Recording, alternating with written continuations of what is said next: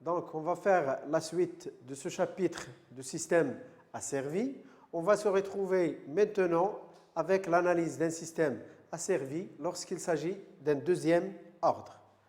Alors, donc, comme on avait dit dans le cours précédent, la réponse d'un système asservi dépend du système, est-ce qu'il est de premier ordre ou bien de deuxième ordre. Donc, je passe au deuxième ordre. Les systèmes de second ordre sont régis par des équations différentielles du second ordre ou bien de second degré qui s'écrivent sous la forme suivante. C'est une écriture qu'on peut dire qu'il est usuel ou bien de la forme canonique. Ça veut dire on doit essayer dans ce cours toujours d'écrire les équations différentielles sous cette forme-là, canonique ou bien usuelle. Alors, qu'est-ce qu'on a? Nous avons d carré de S de la sortie par rapport à dt carré. Ça veut dire c'est la dérivée seconde de S qui multiplie un coefficient 1 sur oméga n au carré plus un coefficient xi sur oméga n dérivé de S sur dt plus la sortie S de t égale à k e de t. Donc, d sur dt et d carré de S sur dt carré sont les dérivées première et seconde de la sortie. Alors, vous pouvez trouver dans des livres ou bien des bouquins xi peut s'écrire soit m ou bien z. Alors, les trois constantes oméga n, xi et k sont appelées oméga n, appelées pulsations propres du système, xi appelé coefficient ou facteur d'amortissement et k est le gain statique du système. Donc, il faut tenir cela en tête. Alors, on va voir maintenant, cherchons la fonction de transfert en P de l'équation différentielle. On va expliquer. Donc, là, vous avez 1 sur oméga n, dérivée de carré de S sur dt carré.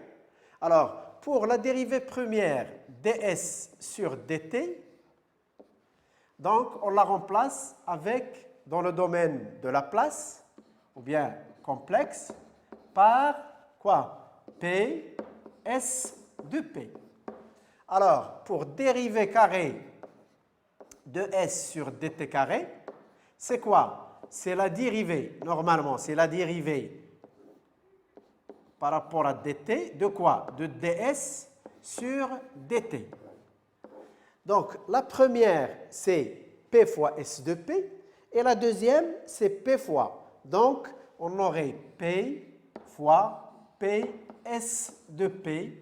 Ça veut dire, je vais trouver P carré S de P. D'accord? Donc, celle-ci, on l'a déjà vue.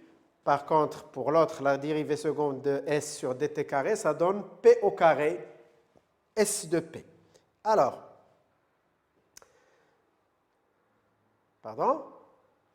donc, tout simplement, j'ai expliqué, puis après, j'ai donné le résultat. D'accord? Donc, regardez. Donc, vous aurez 1 sur oméga n au carré, P carré S de P, plus 2 xi sur oméga n, PS de P, plus S de P égale KE de P. Tout calcul fait, je vais trouver S de P sur E de P égale K sur P carré sur oméga n au carré plus 2 xi P sur oméga n plus 1. Un petit rappel, qu'est-ce qu'on peut dire de K? C'est la constante ou bien c'est le gain statique. Qu'est-ce qu'on peut dire de oméga n? C'est la pulsation propre. Et c'est quoi le xi? C'est le coefficient d'amortissement. Très bien. Alors, système de deuxième ordre. Donc, on va voir maintenant la réponse indicielle. C'est quoi la réponse indicielle? Donc, la réponse d'un système de deuxième ordre pour un échelon unitaire à l'entrée dépend de la solution de l'équation caractéristique suivante. Regardez, Donc là, nous avons 1 plus. C'est une équation de deuxième ordre. Si je prends cette équation et je mets égale 0, c'est ce qu'on appelle l'équation caractéristique de ce système.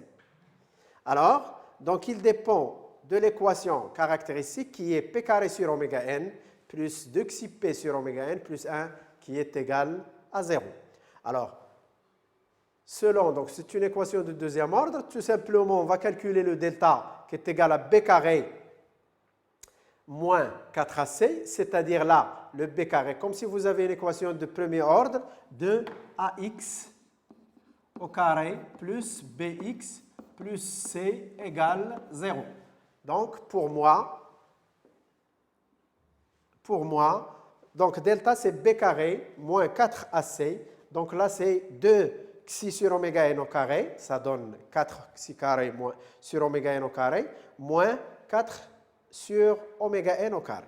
Regardez, qui est égal à 4 sur oméga n au carré, facteur de xi carré moins 1. Donc, selon la valeur de delta, je peux trouver soit un delta positif, soit un delta négatif, soit un delta nul, soit un delta égal 0. Alors, égal 0. Alors, normalement, qu'est-ce que je peux dire? Pardon? Donc, si vous avez delta égal à 0, donc vous aurez une solution, ou bien deux solutions qui sont les mêmes. Si vous avez delta positif, donc vous aurez deux solutions réelles, et si vous avez delta négatif, vous aurez deux solutions complexes. Alors, donc, qui va nous préciser si delta négatif ou bien positif ou bien nul, c'est la valeur de xi. Si xi, par exemple, égale à 1, cela veut dire delta égale 0. Et si xi supérieur à 1, cela veut dire que delta supérieur à 1. Si vous avez xi entre 0 et 1, cela veut dire que delta est négatif. Pardon? Donc, en plus, pour le schéma bloc correspondant, c'est ce qu'on a pris au début, S de P sur E de P égale. C'est bon? Alors, cherchons maintenant la réponse, comme j'ai dit, selon les valeurs de delta. Alors, donc, delta positive, cela équivalent à xi supérieur à 1. Alors, tout calcul fait,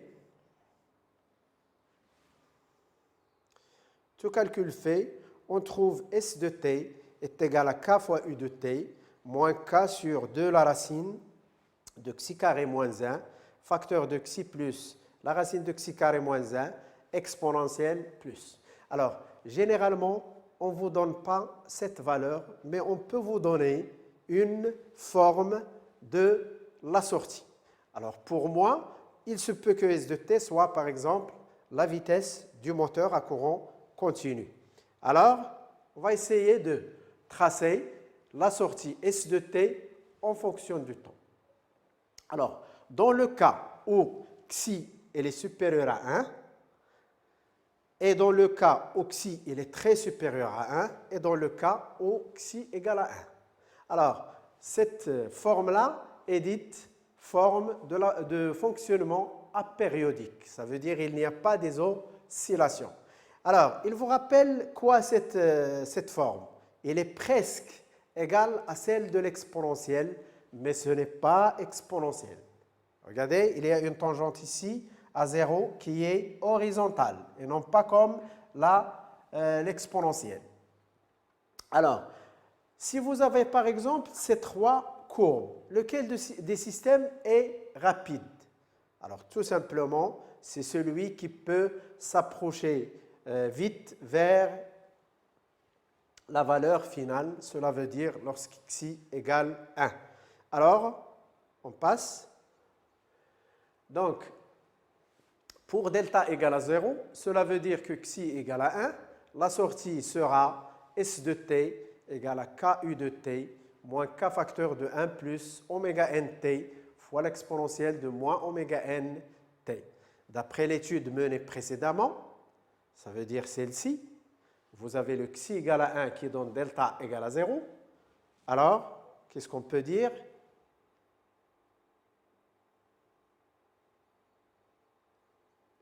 On va dire, d'après l'étude menée précédemment, nous obtenons une réponse qui tend très rapidement vers l'asymptote, voire figure qu'on avait vue. Très bien, je passe. Alors, pour delta négatif. Alors, delta négatif, cela veut dire impose que xi est compris entre 0 et 1. Delta négatif, ça veut dire vous aurez deux solutions qui sont complexes. Complexe, ça veut dire fait introduction au nombre complexe en J. Alors, pour nous, donc on aura une forme où il y a un cosinus ici et un sinus, ça veut dire qu'il y aura des oscillations. Alors, on peut opter à deux expressions, S de t est égal, ou bien la seconde, S de t est égal à KU de t, K moins. Regardez là, normalement, il y a une forme KU de t qui est sous forme d'échelon, moins quelque chose qui est oscillatoire. Alors, nous constatons que la réponse du système est constituée de la différence de deux signaux, KU de t échelon, de hauteur K, et un signal sinusoïdal encadré par une enveloppe exponentielle, qui est évidemment décroissante et qui tend donc vers 0 en oscillant. Alors, je m'intéresse à la forme. Je m'intéresse, j'ai dit, à la forme. Alors, regardez, donc, lorsqu'on voit cette réponse où il y a des oscillations, cela veut dire que le système il est d'ordre supérieur à 1 et en particulièrement ici pour nous, c'est de l'ordre 2. Qu'est-ce qu'on peut remarquer là? Donc, comme j'ai dit pour xi négatif, donc on peut dire qu'il y a quelque chose qui est sinusoïdal, mais pas sûrement sinusoïdal. Pourquoi? Parce qu'il y a là une enveloppe. Il y a là une enveloppe exponentielle. Mais je m'intéresse, à quoi? À une pseudo-période. Une pseudo-période. Shibh Daur. C'est là. Je l'ai appelé la période TP. Je peux aussi le mesurer ici.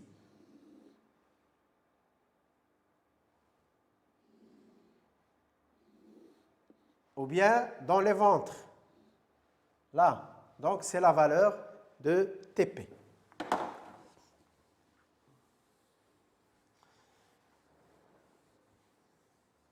Alors, là, c'est une forme oscillatoire amortie. Qu'est-ce qu'on peut dire de la stabilité?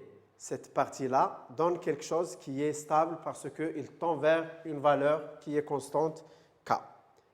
Alors, donc toujours les oscillations sont d'autant plus importantes en hauteur et en durée que le facteur d'amortissement est faible. C'est-à-dire, lorsque je m'approche à 1, j'attends à quelque chose qui est fin. Par contre, si xi tend vers 0, ça veut dire les oscillations augmentent beaucoup. Alors, regardez, voir lorsque le facteur d'amortissement atteint 0, s'il est nul, le signal de sortie est une sinusoïde oscillant entre 0 et 2K. Une sinusoïde, ça veut dire il va être de cette forme-là. Donc, sinusoïde qui est entretenue. Ça veut dire qu'il reste tout le temps.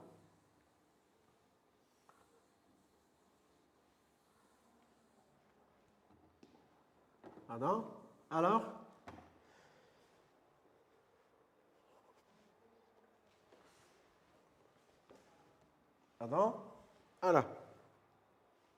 donc, selon le coefficient d'amortissement, on aura les réponses suivantes.